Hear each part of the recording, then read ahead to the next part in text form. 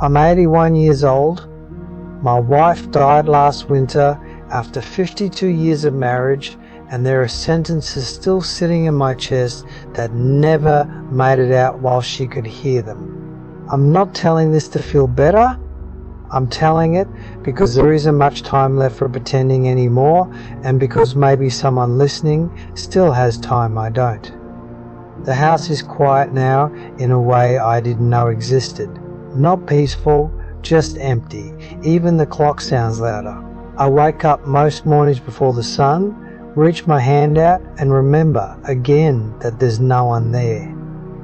That's when the words come back. The things I should have said when it mattered. When we were young, I didn't think I was doing anything wrong. I was working, building something, being responsible. That's what I told myself, and it wasn't a lie. I worked long hours, came home tired, sat at the table while she talked about her day, and I half listened, nodding, thinking about bills or tomorrow. I loved her. I never doubted that. But love, I've learned too late, isn't what you feel is. It's what you do when you're tired. We met in our 20s. She laughed easily back then, had this habit of touching my arm when she talked, like she wanted to make sure I was really there. I liked that. Somewhere along the way, I stopped noticing when she stopped doing it. Life filled up. Kids, mortgage, deadlines. I told myself there would be more time later, more dinners, more conversations, more chances to sit and really hear her. Later always felt reasonable. It never felt like a mistake. She'd ask me things, small things. Can you sit with me for a minute, or can we talk tonight? And I'd say, after this, or tomorrow, or I'm just tired. I didn't know those answers were adding up. The damage wasn't loud. There were no big fights, just a slow thinning, like fabric worn soft in the same place over years until one day it tears.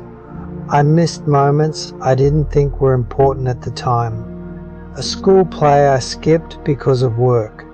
A walk she wanted to take that I put off because the news was on. Conversations she wanted late at night that I shortened because morning came early.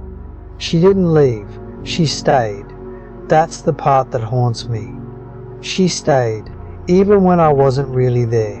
In her 60s, she got quieter. Not angry, just quieter. I noticed it, but I didn't stop. I thought that was just aging. I thought we were settled. I thought comfort meant everything was fine. Then she got sick. It wasn't sudden. At first it was appointments, pills, adjustments. I went with her, sat in waiting rooms, held her hand. I thought I was showing up now. I thought I was making it right.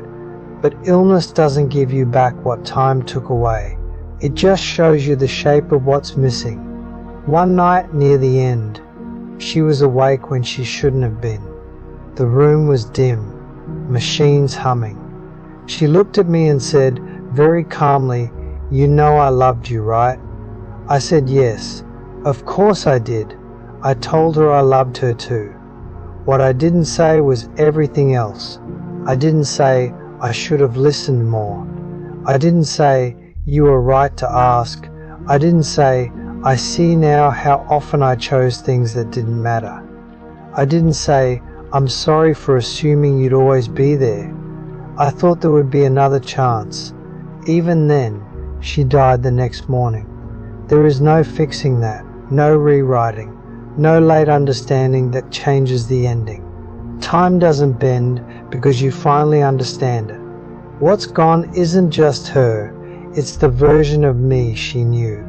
The life we could have had if I'd been braver with my attention. If I'd sat down more often. If I'd put things aside that felt urgent but weren't. People talk about regret like it's dramatic. It isn't. It's quiet. It shows up when you fold laundry alone. When you hear a joke and turn to share it with no one. when you remember a question you never answered properly. If you're listening to this, I don't know your life. I don't know your schedule or your pressures. I only know this: the things that feel safe to postpone are usually the things that matter most. I wish I'd known that love doesn't ask for grand gestures. It asks for presence, for your eyes, for your time when you'd rather give it to something easier. I wish I'd said out loud, "I choose you today," not once, but often. Now, at 81, my days are simple, shorter. I talk to her sometimes anyway, not because I think she can hear me, but because the words still need somewhere to go. If this meant something to you, you don't owe me anything. Just remember that people don't wait forever, even when they say they will. I don't have many days left. I've made peace with that. What I haven't made peace with is how long it took me to understand what was right in front of me. That's the truth, and it's all I have left to give.